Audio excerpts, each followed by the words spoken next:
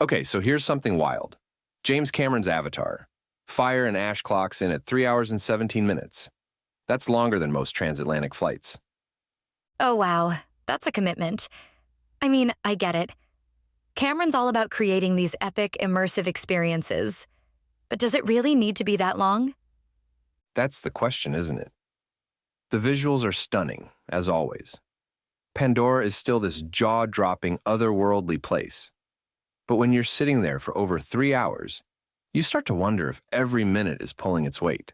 Right? And the story picks up right after The Way of Water. The Sully family is still living with the Metkayina clan, and they're dealing with the emotional fallout from Netiam's death. That loss really sets the tone for everything that follows. It does. Netiam's death isn't just a plot point. It's this emotional anchor for the entire film. Loak, the middle child, is carrying so much guilt because he thinks it's his fault. And Neytiri, she's just shattered.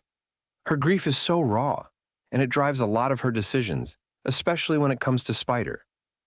Spider's such an interesting character in all of this. He's human, but he's grown up with the Sully kids, so he's kind of caught between two worlds. And Neytiri, she just can't trust him.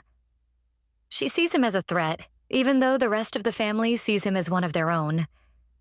And that tension is only made worse by the fact that Spider's biological father is Quaritch, the same guy who's been hunting Jake since the first movie. Quaritch is back, resurrected as a recombinant, and he's leading this elite team of soldiers.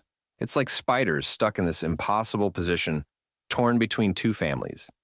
And then there's Kiri, who might be the most fascinating character in the whole movie. She's the daughter of Grace Augustine's avatar body, and she's got this deep, almost mystical connection to Awa, the divine force that links all life on Pandora. But what's really interesting is that Awa doesn't seem to be answering her. That's such a compelling thread. Kiri is so different from everyone else, even among the Na'vi. She's got this spiritual connection that sets her apart, but it also isolates her. And Sigourney Weaver playing a teenager? That's such a bold choice, but it works. It really does. And then you've got this new element, the Ash People. They're led by Varang, played by Una Chaplin, and they're just brutal. They're aligned with the RDA, and they bring this whole new level of danger to the story. Varang is such a compelling villain. She's ruthless, completely wedded to the RDA's weaponry and their agenda. She's not just a mercenary. She's a true believer in their cause. And her introduction really raises the stakes for the Sully family. And speaking of stakes, the RDA is regrouping after their defeat in the last film, and they're planning their next move. It's like this constant looming threat in the background, and you just know they're not going to go down without a fight. And then there's the Sully's plan to move Spider to safety. They're working with the Wind Traders, this nomadic clan that sails the skies. It's such a cool concept, but of course their journey is cut short by the Ash People. It's like every time they try to find peace, something pulls them back into the conflict. And that's where the length of the movie becomes a bit of a double-edged sword.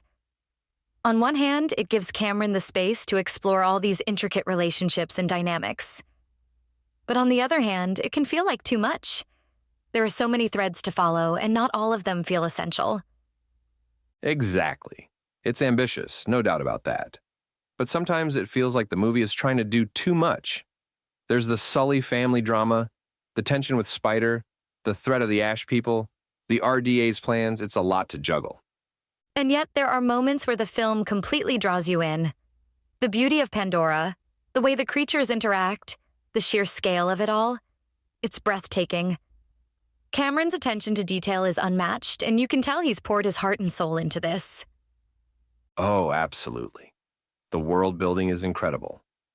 And even though the story can feel overwhelming at times, there are these moments of quiet beauty that remind you why this franchise is so special. It's not just about the action, it's about the connection to this world and its inhabitants. And you can tell Cameron is setting up for the next chapters in the series. We've got 2 more movies slated for release in 2029 and 2031, so this is really just the middle of the story. It's like he's building this massive interconnected saga. And you can feel that in the way Fire and Ash unfolds.